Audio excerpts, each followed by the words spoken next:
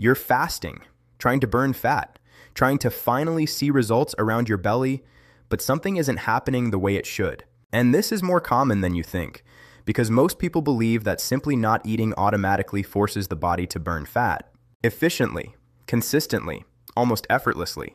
But what almost no one explains is that the body doesn't work that way. In fact, there is a quiet moment during fasting where everything can shift. Either your body enters fat burning mode, or it switches into protection mode, trying to conserve energy. And this is exactly where small details make a massive difference. Details that don't show up in meal plans or quick videos online. And one of those details is what you drink during your fast. Because some drinks, even those that seem harmless, can completely block fat burning, while others, almost invisible, can help your body accelerate this process naturally. And no, we're not talking about magic solutions. We're talking about something much simpler and much more powerful: understanding how your body responds when you're not eating. Imagine for a moment that your body is an intelligent system. It's constantly reading your environment. If energy is available, it stores. If energy is scarce, it has to decide: burn reserves or conserve. And that decision doesn't depend only on food. It depends on signals, hormonal signals, metabolic signals, signals you send without even noticing. And that's why two people can fast for the same number of hours and get completely different results. One loses fat, the other stays stuck. And very often, the reason is hidden in something that seems harmless. A simple drink, something light, something that feels like it shouldn't matter, but it does. More than you think. Because during fasting, your body becomes more sensitive, more aware, more reactive. Small inputs create big responses, and that can work in your favor or against you. Now, there is one key shift that changes everything. When you understand which signals help your body release fat, you stop fighting your metabolism and start working with it. And that's exactly what you're about to see. 3 simple drinks that can help your body enter and stay in fat-burning mode during fasting. No complications, no strange formulas, no unrealistic promises, just understanding what's really happening inside your body. And before I show you the first one, there's something important you need to understand, because it's not about the drink itself. It's about the effect it creates. Once you understand this, you'll never look at fasting the same way again. And this is where everything starts to make sense. Now, let's start with the first drink. And this one might surprise you because it's incredibly simple. Black coffee. It is a simple but effective tool during your fast, but not the way most people use it. Because coffee is often misunderstood during fasting. Some people rely on it, thinking it speeds everything up. Others avoid it completely, afraid it might break the fast. But the truth sits somewhere in between. Black coffee, when used correctly, they can become a powerful signal.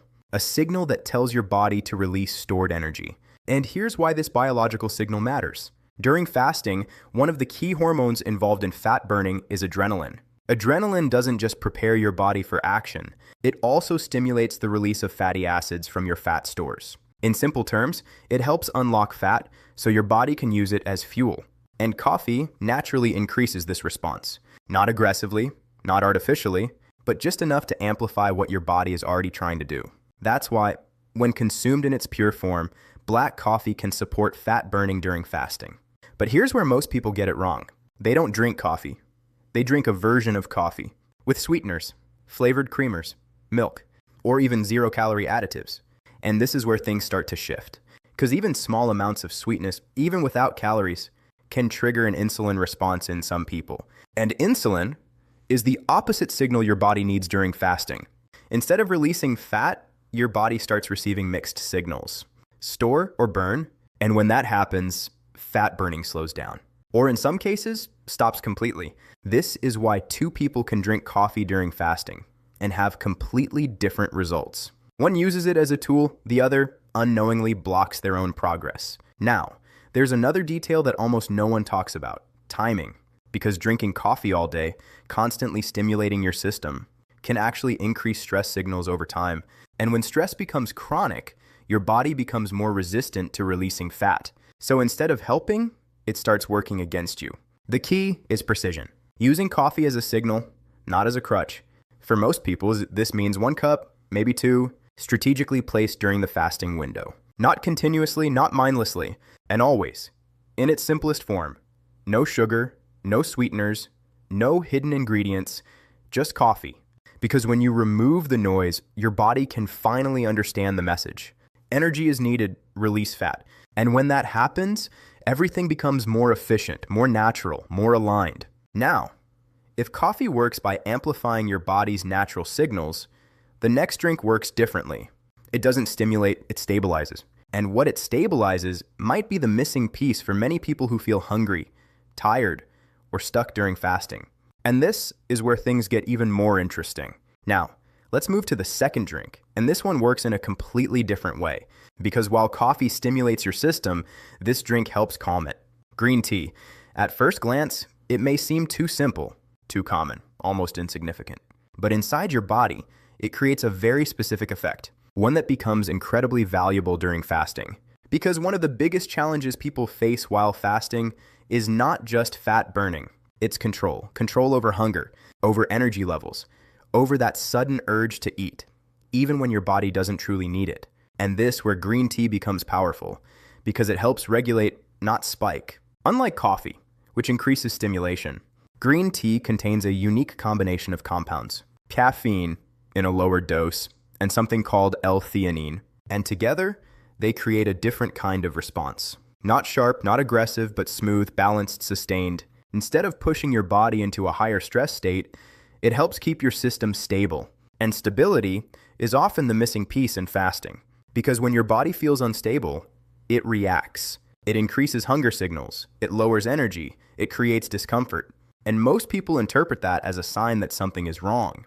But often, it's just imbalance. Now, here's something most people don't realize. Fat burning doesn't only depend on activation, it also depends on how consistent your internal environment is. If your body is constantly shifting between stress and relief, between stimulation and crash, it becomes less efficient, less predictable, less willing to release stored fat. Green tea helps reduce that noise. It supports a more controlled environment. And within that environment, fat burning becomes easier to sustain, not just for a short period, but throughout the fasting window. There's also another subtle effect. Green tea contains compounds called catechins, which have been associated with improved fat oxidation. But more importantly, they seem to help your body use fat more efficiently once it's already been released. So instead of just unlocking fat, your body becomes better at actually using it. And this matters, because releasing fat is only part of the process. Using it is what creates real results. Now, just like with coffee, the way you consume green tea makes all the difference. No sugar, no sweeteners, no flavored versions. Because the moment you add those, you introduce new signals. And again, your body gets confused. Keep it simple. Pure green tea, warm, or even cold, but clean. And there's one more advantage that many people overlook: hydration. Because during fasting, dehydration is more common than most people think. And even mild dehydration can increase fatigue, increase hunger, and reduce metabolic efficiency. Green tea helps support hydration, while also reinforcing the signals your body needs. And when these signals stay aligned, something interesting happens. Fasting starts to feel easier, more natural, less forced. And when that happens, consistency improves. And consistency is what actually drives results. Now, if the first drink stimulates and the second stabilizes, the third one does something even more important. It protects. It helps your body maintain balance at a deeper level while you're fasting. And for many people, this is the piece that finally makes everything click. And once you understand it, you'll realize why so many people feel stuck, even when they're doing everything right. Now, let's move to the third drink. And this one might be the most underestimated of all, because it doesn't stimulate, it doesn't energize, it doesn't feel like it's doing anything. But in reality, it may be the one that keeps everything working. Water, with a small amount of salt. At first, this sounds almost too simple to matter. But during fasting, simplicity becomes powerful. Because when you stop eating, you're not just reducing calories, you're also reducing electrolytes, sodium in particular. And this is where things start to change inside your body, because sodium plays a key role in fluid balance, nerve signaling, and overall cellular function.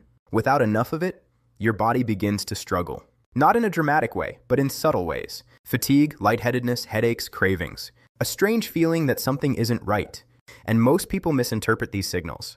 They think, I need to eat. But often, the body isn't asking for food, it's asking for balance. And this is where a small amount of salt in water can make a difference. Because instead of breaking the fast, it supports the internal environment. It helps your body stay stable. And when stability is present, your body becomes more willing to continue using stored energy, instead of triggering stress responses or pushing you toward breaking the fast early. Now, there's something deeper happening here. When electrolyte levels drop, the body can increase cortisol, a stress hormone. And while cortisol has its function, when elevated unnecessarily, it can interfere with fat loss, especially around the abdominal area. So what feels like low energy can actually become a signal that slows progress. But when you restore balance, even in a small way, the body responds differently. It relaxes, it adapts, it continues, and suddenly, fasting doesn't feel like a struggle anymore. It feels sustainable, and that changes everything. Because fat loss isn't about intensity, it's about consistency. And consistency only happens when your body feels supported. Now, take a step back and look at what you've seen. 3 drinks, simple, accessible, nothing extreme. But each one sends a different signal. Coffee tells your body to release energy. Green tea helps your body stay stable while using it. And water with a small amount of salt helps your body maintain balance, so the process can continue. And when these signals align, your body stops resisting. It starts cooperating, and this is where most people finally see change. Not because they pushed harder, but because they stopped working against their own biology. So if you've been fasting and not seeing the results you expected, maybe the issue isn't your discipline. Maybe no one explained the signals. And once you understand the signals, everything becomes clearer, more predictable, more effective. And if this made sense to you in the next video, because there are certain healthy habits that quietly block fat burning, even when everything else seems right. And once you see them, you won't ignore them again.